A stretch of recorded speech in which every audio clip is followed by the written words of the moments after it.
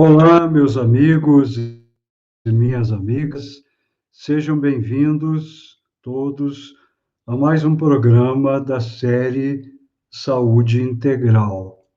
Espero que tenham tido todos uma boa semana e hoje vamos continuar refletindo um pouco sobre o tema das obsessões.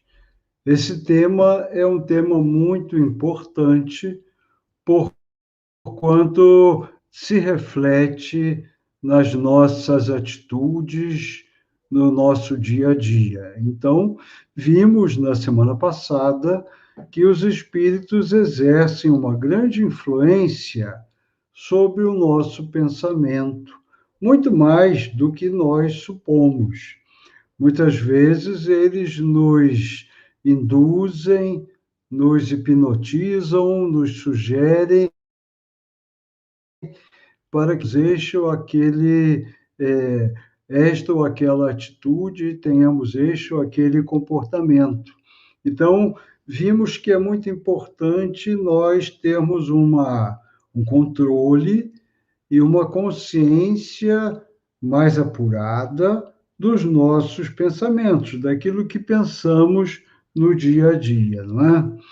Allan Kardec, no livro dos Médiuns, capítulo 23, já dizia que a obsessão é o império, é o fascínio, é o domínio que alguns espíritos conseguem obter sobre o psiquismo de outras pessoas. Aí nós já entramos com o critério de que todo processo obsessivo envolve, de alguma maneira, uma intencionalidade, uma ação dirigida, uma ação proposital para atingir determinada pessoa. Conversamos que o processo, a base de todo processo obsessivo é a sintonia mental, é a ligação entre uma mente e a outra mente, estejam encarnados ou desencarnados. Não importa se o indivíduo está no corpo físico ou fora dele, a ligação se faz mente a mente. E também gostaria de recapitular que nós temos todos uma imagem de que a obsessão acontece sempre com um obsessor prejudicando um, um encarnado, um obsediado. Isso nem sempre é verdade, porque nós temos que considerar o processo obsessivo como um processo de duas polaridades. Existem dois espíritos ligados no processo da obsessão. Sempre existem dois espíritos que podem alternar as posições de algoz e de vítima em inúmeras encarnações. Então, às vezes, num determinado momento, aquele indivíduo que está encarnado está sofrendo a ação coercitiva do obsessor desencarnado. Quando o elemento encarnado desencarna, o elemento desencarnado, por sua vez, poderá encarnar, e aí as posições se invertem e vão se perpetuando num processo contínuo que só vai ser revertido quando ambos os elementos dessa dupla doentia, desta dupla patológica, conseguirem reverter as algemas de ódio em ligações de amor. Então, basicamente, o processo obsessivo, ele não acaba de uma forma repentina. Muitas pessoas que não conhecem em profundidade os meandros da origem dos processos obsessivos acham e querem e desejam que o seu parente seja livrado desta ação perniciosa. Então, vão atrás de um tratamento espiritual, vão atrás de um centro espírita, de um centro de umbanda, enfim, de qualquer socorro espiritual, com o intuito de que, nesse local, o obsessor seja arrancado, seja retirado do convívio daquele que está sofrendo o processo obsessivo. Isto não é possível, porque existem tramas que se envolvem e energeticamente o obsessor e o obsediado estão ligados em níveis de grande profundidade. Se conseguíssemos arrancar de inopimo o obsessor, isto poderia causar vibrações, perturbações, tanto no obsediado quanto no obsessor. Então, é um processo que requer um tratamento muito delicado, um tratamento muito especializado. Então, as pessoas não entendem essa coisa e querem logo que fiquem livres. Muitas vezes, esse processo vem de muitas encarnações, e não vai ser com um mês, dois de tratamento que o indivíduo vai se livrar. Nós vamos ver hoje a profundidade do tratamento dos processos obsessivos, tá? É muito importante, então, que a gente mude aquele conceito de que o obsessor é o mal da história e o obsediado é a vítima. Não existe nessa dupla doentia algoz e vítima. Ambos são prisioneiros de si mesmos, numa visão míope, numa visão deturpada dos processos relacionais, que será sanada, só será curada com a compreensão dos verdadeiros motivos que originaram aquela prisão que une ambos esses espíritos em sofrimento, tá? Muitas vezes, também Kardec, e esquecendo, Kardec dividiu, classificou os processos obsessivos em níveis. Esses níveis, eles são meramente didáticos, não há um ponto em que você possa dizer, não, a partir desse ponto o indivíduo passou para um outro nível.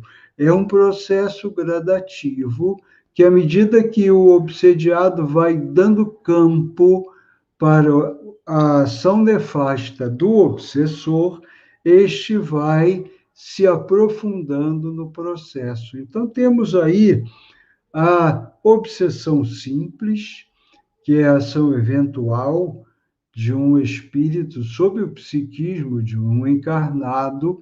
Muitas vezes, como falamos na semana passada, não há um comprometimento maior, kármico, entre um e outro, apenas há uma afinidade fluídica, afinidade de interesses, e o obsessor se une, é atraído pela psicosfera do obsediado, e a partir disso começa a sugar as suas energias. Essa é a obsessão simples. A subjugação já é um processo mais complexo, já há uma intencionalidade. Muitas vezes, o obsessor traça um plano realmente de grande profundidade. É interessante, às vezes, o obsessor, ele perde, quando o obsediado reencarna, ele perde o endereço, vamos dizer assim, da sua vítima. mas ele se vê atraído por uma criança, por um jovem, e ele não sabe inicialmente explicar por quê, mas ele se identifica com aquela criatura. E pouco a pouco ele descobre que aquela criança ou aquele jovem é a sua vítima, aquele do passado que está agora travestido numa nova roupagem física. Eles até falam nas reuniões de desobsessão: puxa, fulano quis se esconder atrás daquela roupa física, mas eu consegui descobri-lo. Por quê? Porque há uma afinidade fluídica, há uma identidade vibratória que une ambos esses elementos, tá?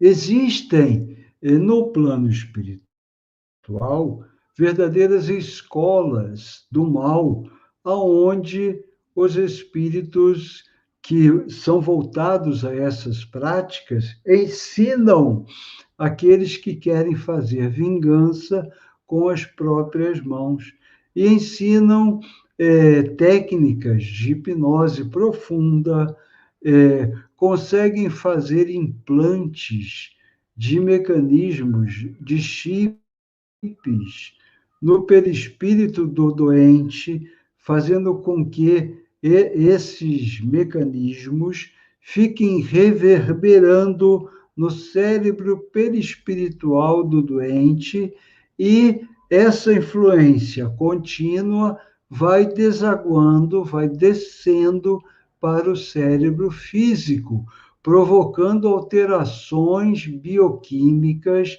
alterações nervosas, que, se não forem sanadas a tempo, poderão realmente provocar um processo de um desequilíbrio mental permanente.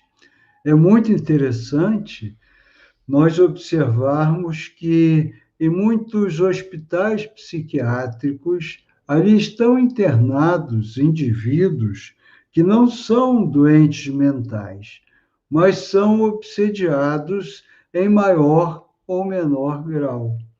Nós vemos também um processo interessante que a obsessão acontece e acaba provocando a eclosão da função mediúnica naquela pessoa. Muitas pessoas, depois de tratadas do seu processo obsessivo, se tornam médiums, médiums de serviço, médiums que praticam a caridade, médiums que acabam utilizando a sua função mediúnica para a prática do bem, do amor e da caridade. É muito interessante nós observarmos essa questão nos hospitais psiquiátricos. Em minha trajetória como psiquiatra, eu já trabalhei em 8 hospitais psiquiátricos de fundamentação espírita. Por que isso? Porque a maioria dos hospitais psiquiátricos foram estruturados pela ação dos espíritas. No começo, na década de 1940, acabou havendo uma divisão. Os católicos ficaram tomando conta das Santa Casas e os espíritas começaram a cuidar, inicialmente abrigando os obsediados nos centros espíritas, em casas de recolhimento, que mais tarde acabaram dando origem a hospitais de fundamentação espírita, onde havia o tratamento medicamentoso, o tratamento da ciência acadêmica, em paralelo com o tratamento de desobsessão. Esses hospitais, e muitos deles, tinham resultados muito satisfatórios. Outros, entretanto, deixaram-se levar pelas ambições materiais, pelos recursos financeiros e deturparam as suas origens e se transformaram apenas em hospitais psiquiátricos, onde, por incrível que pareça, no corpo clínico não havia nenhum psiquiatra que tivesse uma formação espírita. Então, havia aí uma completa reversão dos valores, não é? Hoje em dia, a noção do tratamento psiquiátrico mudou bastante. Saiu aquela ideia hospitalocêntrica, aquela ideia de que era necessária sempre a internação, o afastamento do paciente da sociedade, do meio em que ele vive, e hoje em dia houve uma modernização dos tratamentos psiquiátricos, com a criação dos CAPSs, que são Centros de Atenção Psicossociais, dos ambulatórios, da rede de ambulatórios, dos modernos medicamentos. Com isso tudo, houve uma grande diminuição dos hospitais, da internação dos hospitais psiquiátricos. Mas, naquela época, muitos dos doentes eram médiuns desajustados, eram pacientes obsediados. Por quê?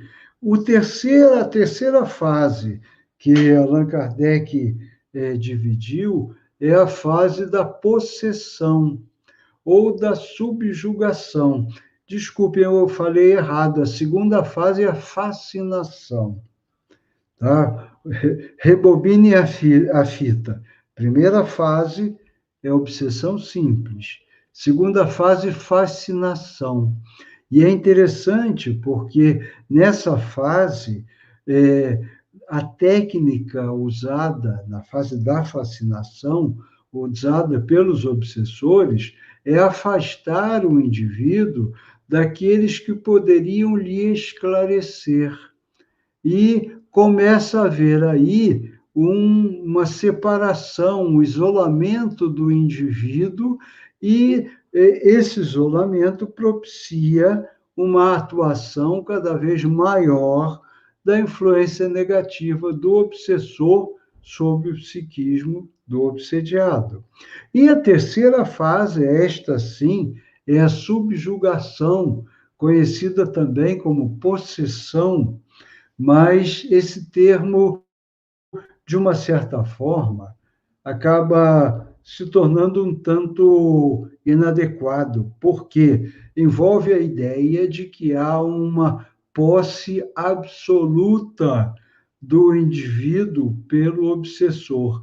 Essa posse, ela pode ser grandemente realizada, entretanto, sempre há uma certa aquiescência do obsediado, dando campo através da culpa, do remorso, para que o obsediado execute seus planos. Muitas vezes, esses planos são intencionalmente de levar o indivíduo ao suicídio ou à loucura. Por quê? Porque se o indivíduo comete o suicídio, ele tira a defesa que físico, porque o corpo físico funciona como um veículo de separação entre o obsessor, que está no plano astral, e o obsediado, que está no plano físico.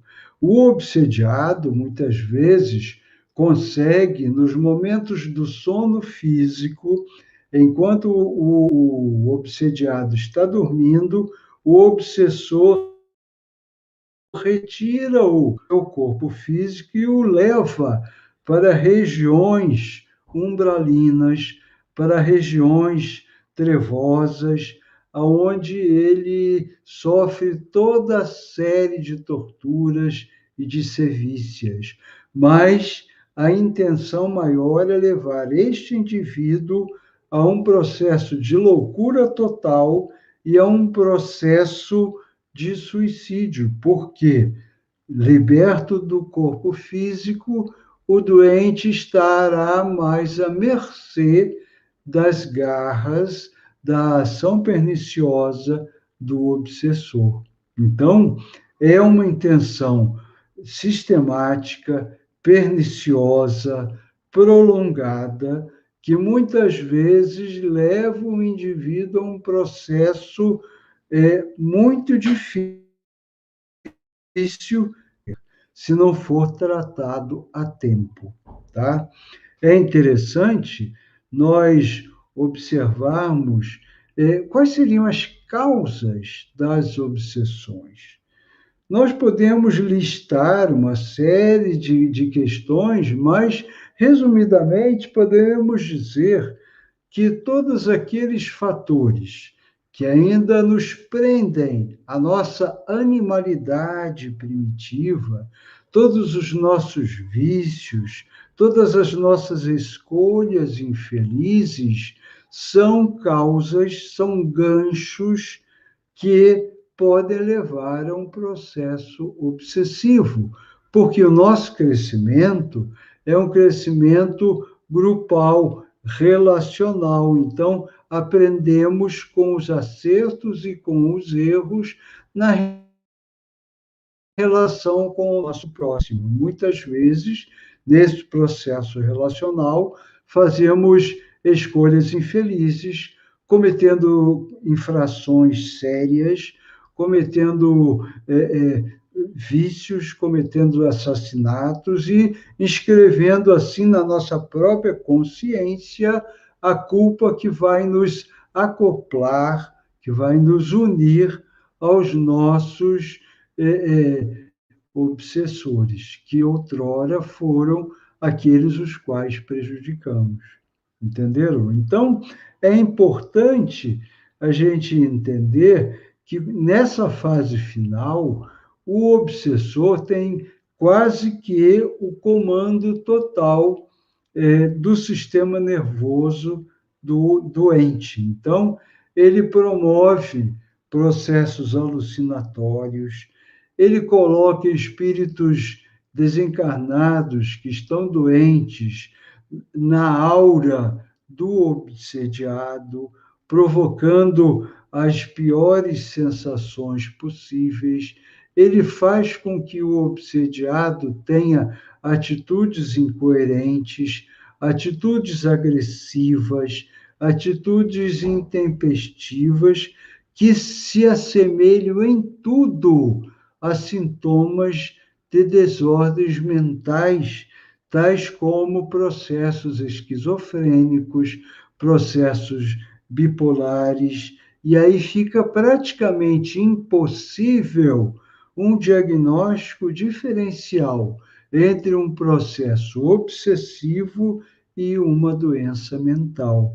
É interessante assinalarmos que é muito difícil haver um processo obsessivo plenamente e unicamente obsessivo e uma doença mental plenamente e unicamente doença mental.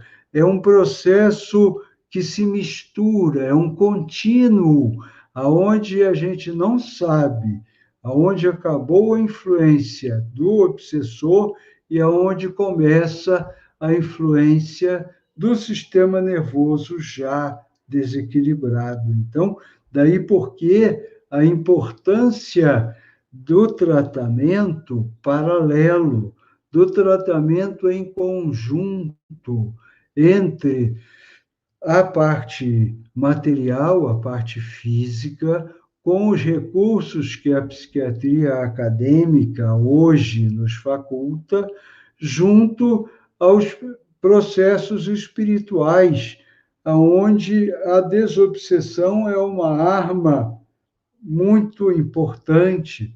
Hoje em dia se usa muito processos de apometria e outras técnicas para a resolução dos processos obsessivos. Então, vejam que o tratamento paralelo é o mais indicado. Nesse tratamento, se o obsediado consegue ir à casa espírita regularmente, ele poderá tomar passe através da fluidoterapia, que é a injeção de fluidos benéficos através do passe, tanto o passe espiritual quanto o passe magnético. E outro recurso muito utilizado nas casas espíritas é a água fluidificada, porque sabemos que a água é um elemento terapêutico maravilhoso que só serve como transporte de fluidos salutares que os espíritos no plano astral manipulam para a reestruturação dos campos energéticos do doente. Tá? Aí também encontramos nos campos energéticos as ferramentas da homeopatia, dos florais, da cromoterapia. Tudo isso vai ajustando as vibrações do paciente. Mas todos esses recursos, o esclarecimento do obsessor, o equilíbrio físico e o equilíbrio da energia do indivíduo não vão lograr pleno êxito se não houver aquilo que é mais importante na resolução do processo obsessivo, que é a reforma interior. O indivíduo que sofre o processo obsessivo, ele precisa transformar-se a si próprio, registrar, ter consciência dos seus erros, assumir os seus erros, perdoar a si próprio, perdoar os seus perseguidores e transformar a sua vida. Somente através deste processo de profunda regeneração espiritual é que haverá uma ruptura dessas algemas de ódio numa transformação de laços de amor. Percebam que é uma tarefa hercúlea, é uma tarefa difícil, é uma tarefa que muitas vezes exige amor, exige investimento, exige paciência, exige dedicação e sacrifício. A gente entende a importância dos familiares em verem seus parentes libertos desse processo, mas temos que entender que cada criatura escreve no seu plano evolutivo as suas atitudes através do exercício do livre-arbítrio. E através do seu livre-arbítrio, ele semeia, ele escolhe, ele decide, ele pratica atitudes que vão voltar a ele de forma punitiva, de forma a aprisioná-lo no erro, até que ele compreenda o equívoco perpetrado e possa libertar-se através do processo de autoconsciência, de auto-perdão e de auto-amor. Então, nós só poderemos falar num sucesso de um tratamento obsessivo quando ambos os elementos, tanto o obsessor, por seu lado, compreender tudo o que aconteceu, quanto o obsediado, por sua vez, tiver esta compreensão e realmente puder se modificar. Então, a reforma íntima é um elemento fundamental. Eu diria mesmo que é um elemento imprescindível, tá? Abro um parênteses aqui, já ia esquecendo, mas sempre há tempo. de falarmos que muitas crianças sofrem processos obsessivos, não apenas os adultos. Por quê? Muitas vezes o espírito reencarna e continua jungido, ligado ao seu obsessor de forma persistente. Mesmo com a ajuda dos seus mentores espirituais, lembre-se que eu falei que não é adequado nem possível a ruptura intempestiva desses laços. Então, muitas vezes a criança é acompanhada dos seus algozes, dos seus inimigos do passado. E aí começa a manifestar uma sintomatologia que deixa os médicos materialistas sem muita compreensão. Por quê? Apresentam terrores noturnos, pesadelos, uma série de fobias que não tem explicação. A mãe, o pai procuram neurologistas, fazem exames, fazem todos os cuidados, mas não encontram uma resposta nos exames materiais que só cobrem a parte física do processo.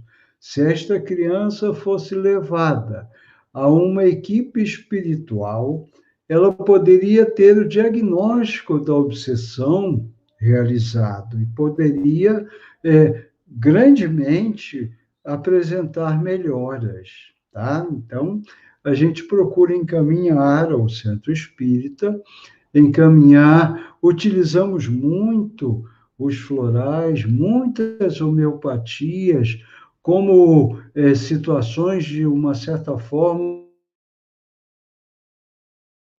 promover a ciência, mas digo a vocês que o processo das obsessões infantis está muito grave, está aumentando. Muitas crianças apresentam quadros de depressão, quadros de ansiedade, não digo nem por conta da pandemia, que isso agravou, assim, muito os processos de ansiedade e depressão, não só em adultos, quanto em crianças. E, evidentemente, nós hoje, todos, estamos sofrendo uma ação Estamos sofrendo uma ação perniciosa dos espíritos das trevas que não querem que nós consigamos a grande libertação, o grande salto quântico para o novo mundo que surge à nossa frente.